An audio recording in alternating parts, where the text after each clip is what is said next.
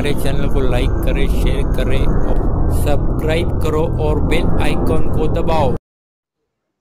माझ्या बाच्याला या ठिकाणी विनाकारण राजकीय हेतूने, राजकीय दबावामुळे या घटनेमध्ये समाविष्ट केलं होतं। कारण त्यावेळेस 2016ला जून महिन्यात माझा राजीनामा झाला। नंतर ही घटना घडली। ही घटना उघडकीस आली एप्रिलमध्ये, म्हणजे साधारण त्याच्या 3-4 महिन्यानंतर ही घटना उघडकीस आली। उघडकीस आल्यानंतर त्याच्यामध्ये माझ्या भाच्याचा काही दुरान्वय संबंध नव्हता। फक्त त्याने त्या ठिकाणी या कुरूंकरचा त्याला फोन आला होता। फोन आल्यानंतर त्याच्याशी आता 1.5 मिनिट बोलणं झालं होतं। 1.5 मिनिट बोलणं झालं। हा प्रत्यक्ष त्या घटनास्थळी नव्हता।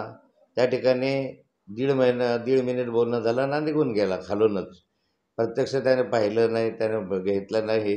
याच्यानंतर त्याला जाणीवपूर्वक त्या कालखंडात परिस्थिती अशी होती की राजकीय विरोधक मोठे होते, माझे राजकीय विरोधक मोठे होते आणि या राजकीय विरोधकांनी 1.5 मिनिट बोललं असं ज्यावेळेस चौकशीमध्ये आलं, त्या कालखंडामध्ये हा गटामध्ये सामील करून घ्यायला म्हणून पोलिसांवर दबाव आणून या ठिकाणी त्याला या गुन्ह्यामध्ये समाविष्ट केलं, असा माझा आरोप पूर्वी पण होता, आताही आरोप आहे।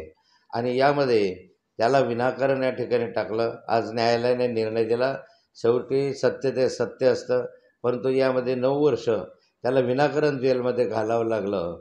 आणि ज्या व्यक्तींनी हे कृत्य केलं त्यांच्या थोबाडीमध्ये हा न्यायालयाचा निर्णयाने चपराक बसलेली आहे।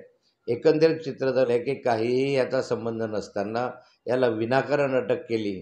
त्यामुळे ज्या अधिकाऱ्यांनी या ठिकाणी अटक केली त्यांच्या विरुद्ध ॲक्शन घ्या म्हणून न्यायालयाने सांगितलेलं आहे।